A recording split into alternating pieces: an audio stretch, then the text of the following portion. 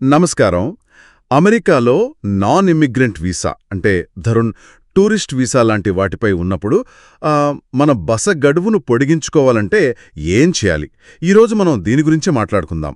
అధికారిక సమాచారం ఆధారంగా అంటే కేవలం రూల్స్ చెప్పడమే కాదు, అసలు ఈ ప్రక్రియలో ఉన్న చిక్కులేంటి, ఏవి కంపల్సరీగా ఫాలో అవ్వాలి, ముఖ్యంగా అప్లికేషన్ సక్సెస్ కావడానికి ఏం అవసరమో వివరంగా చూద్దాం. సరే, మొదటి ప్రశ్నతో మొదలు పెడదాం. అసలు ఈ పొడిగింపుకు ఎప్పుడు అప్లై చేయాలి? ఒకవేళ టైం దాటిపోతే ఏంది పరిస్థితి? ఇది చాలా కీలకమైన ప్రశ్నండి. ముందుగా మన అధికృత బస గడువు అంటే మన ఫామ్ I-94లో ఉంటుంది గదా, ఆ డేట్ ఎప్పుడో సరిగ్గా తెలుసుకోవాలి. సాధారణంగా ఆ ఫామ్ మీద కుడివైపు కింద ఉంటుంది. USCIS వాళ్ళు ఏం చెప్తారంటే గడువు ముగియడానికి కనీసమో 45 రోజుల ముందైనా అప్లై చేసుకోమని. 45 రోజుల ముందా? అవును. ఎందుకంటే ఒకవేళ మీరు గడువు దాటిపోయినాక అప్లై చేసినా లేదా అస్సలు అనుమతి లేకుండా ఎక్కువ కాలం ఉండిపోయినా చాలా సీరియస్ సమస్యలొస్తాయి. భవిష్యత్తులో మళ్లీ అమెరికా రాకుండా నిషేధం విధించొచ్చు, లేదా కొన్నిసార్లు దేశం నుంచి బయటకు పంపించేయడం అంటే డిపోటేషన్ కూడా జరగొచ్చు. కాబట్టి ఆ టైమింగ్ చాలా ముఖ్యమన్నమాట. అబ్బో, అంటే చివరి నిమిషం దాకా ఆగకూడదన్నమాట. ఇది చాలా ముఖ్యమైన వార్నింగ్. సరే, మరి అందరూ ఇలా పొడిగించుకోవడానికి అర్హులేనా, లేక ఏమైనా కండిషన్స్ ఉన్నాయా? అందరూ అర్హులు కాదు, కొన్ని బేసిక్ కండిషన్స్ ఉన్నాయి.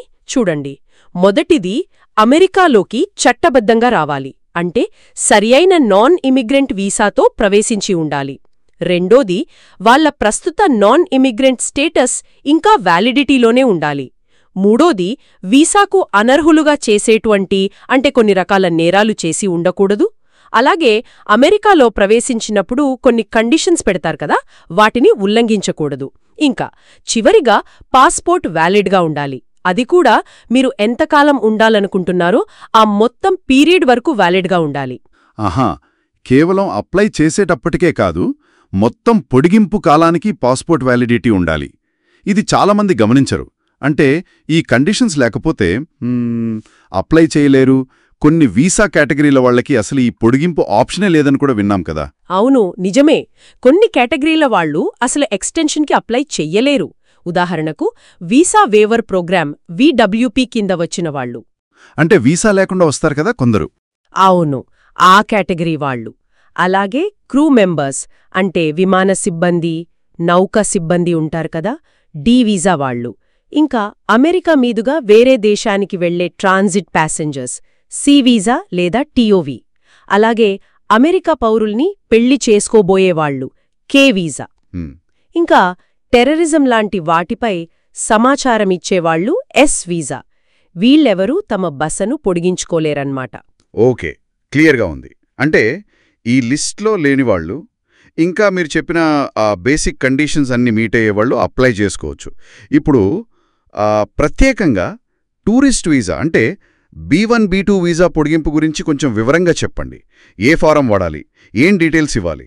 సాధారణంగా B1 అంటే బిజినెస్ విజిటర్, లేదా B2 అంటే టూరిస్ట్ వీసా పొడిగింపు కోసం ఫామ్ I-539 వాడాలి. దాని పేరు application to extend change non immigrant status. ఈ ఫారంతో పాటు వాళ్ల ఒరిజినల్ ఫారం I-94 కాపీని కూడా జతచేయాలి. అయితే ఊరికే ఫారం నింపితే సరిపోదు. మరింకేం కావాలి? అక్కడే అసలు విషయముంది. పొడిగింపు ఎందుకు అవసరమో చాలా బలమైన కారణం చెప్పాలి. ఊరికే ఎక్కువ రోజులు ఉండాలని ఉంది అంటే కుదరదు. ఉదాహరణకు, అనుకోకుండా ఏదైనా మెడికల్ ఎమర్జెన్సీ రావటం, లేదా కుటుంబ సభ్యులకు బాగోలేకపోవటం వల్ల ఉండాల్సి రావటం, ఇలాంటి నిర్దిష్ట కారణాలు చెప్పాలి. అంతేకాదు, ఈ ఎక్కువ కాలం ఉండటం కూడా టెంపరీనే అని, ఇక్కడే ఉండిపోదామనే ఉద్దేశ్యం లేదని నిరూపించుకోవాలి. అది ఎలా నిరూపించాలి? దానికోసం అమెరికా నుండి తిరిగి వెళ్లడానికి ఏ ఏర్పాట్లు చేసుకున్నారో చెప్పాలి. అంటే తిరుగు ప్రయాణ టికెట్ వివరాలు లాంటివి.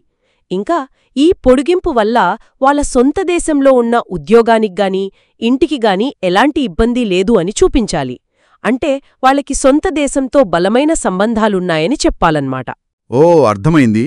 అంటే అప్లికేషన్ ఫామ్తో పాటు బలమైన రీజన్, ఆ రీజన్ని సపోర్ట్ చేసే డాక్యుమెంట్స్ ఏమైనా ఉంటే అవి, ఇంకా ఇది టెంపరరీ స్టే మాత్రమే అని తిరిగి వెళ్ళిపోతామని నిరూపించే ఆధారాలు, ప్లాన్స్ ఇవన్నీ చాలా ముఖ్యం అన్నమాట.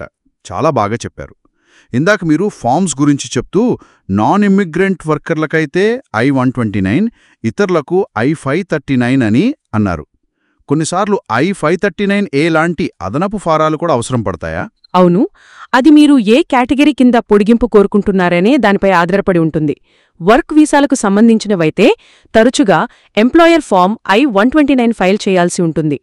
టూరిస్టులు, స్టూడెంట్స్, డిపెండెంట్స్ లాంటి వాళ్లు ఫామ్ I-539 వాడతారు.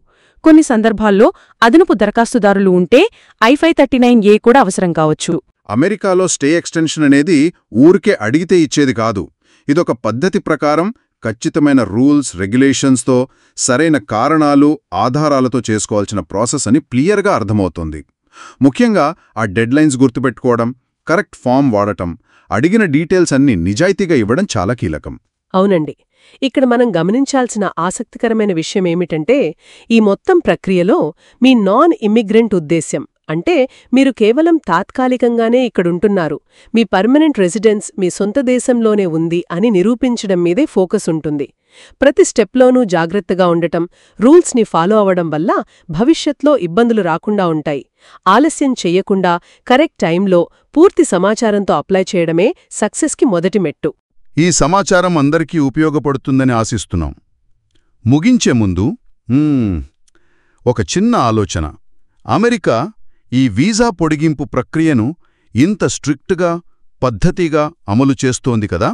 మరి ప్రపంచంలోని ఇతర అభివృద్ధి చెందిన దేశాల ఇమ్మిగ్రేషన్ పాలసీలతో పోలిస్తే అమెరికా విధానంలో ఏవైనా ప్రత్యేకమైన పోలికలు లేదా గుర్తించదగ్గ తేడాలు ఉన్నాయనే ఎప్పుడైనా అనిపించిందా?